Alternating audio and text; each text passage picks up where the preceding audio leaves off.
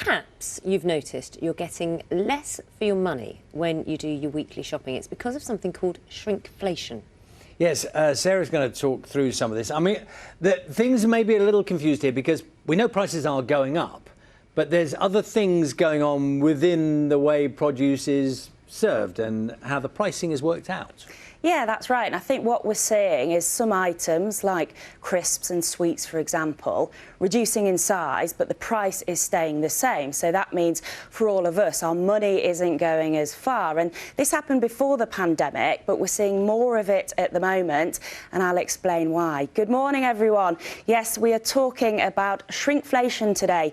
Manufacturers cutting the weight or size of products rather than asking us to pay more. We've got some examples for you. A Walker's Classic multi-pack used to have 24 bags, but for the same price at one of the big supermarkets, you now get 22 bags. And it's not just food. Here's a washing detergent from Surf. You used to get 25 washes out of an 875 millilitre bottle.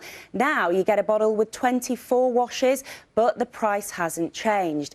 And 7 years ago, Twix bars weighed 58 grams. Now they're 50 grams. And do you remember when Toblerone increased the gaps between the triangles, reducing the overall size of the bar? Well, we spoke to Fiona, a mum of two, and she's really noticed the difference in her weekly shop.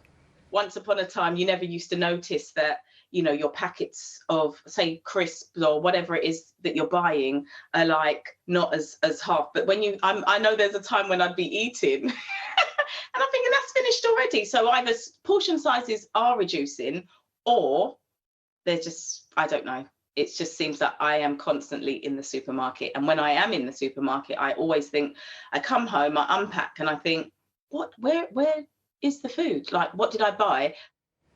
So why is this happening? Well, shrinkflation is not new, but manufacturers are facing soaring costs right now. So ingredients are more expensive, energy bills are going up, there are problems with global shipping, firms are struggling to recruit workers, so wages are increasing to attract new staff. And all of that has pushed global food prices to a 10-year high. Now, the boss of Heinz, which of course makes tomato sauce and baked beans, says we just need to get used to higher prices. And the supermarket chain Iceland said it was inevitable there would be more price rises in the future. Here's Adam French from Which, who says transparency from retailers is the key. You want to be making informed decisions when you're out shopping and know exactly what it is that you're buying. It isn't always as simple, because if you just put up the prices, for example, that means your shopping will cost more, which isn't a good option for most of us. Sometimes we're better off having a little bit less for our money than having to spend more in the first place. But the key thing is upfront, transparent communication from manufacturers. Now, food suppliers point out that pricing is down to the retailer, but with petrol prices at a record high, energy bills rising and changes to national insurance on the way, all of this is just another example of how the cost of living is going up for all of us. So have you noticed shrinkflation when you've been out shopping? Do get in touch with us in the usual ways. The details are now on your screen. And Naga and Charlie, what I think we'll probably see in the run-up to the Christmas period is fewer discounts and special offers, because businesses are trying to claw back those increasing costs. And lots of people have said to me, what's going on at the moment is this perfect storm of factors all colliding at the same time, these global forces really bearing down on the supply chain. So we're looking for things for which you're paying the same amount of money but have got smaller. That's right, and it's something I've noticed with crisps for the last couple of years. You open the bag... Yeah, and you're looking. Half the pack's gone, so that is something that has reduced in size over the years. I did think it was weird when you could put your finger in between the two bits of Toblerone.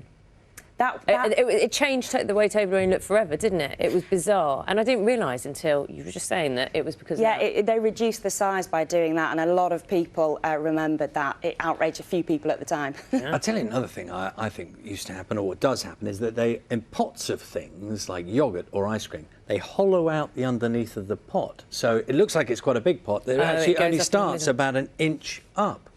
They're very clever. They're very clever with the packaging.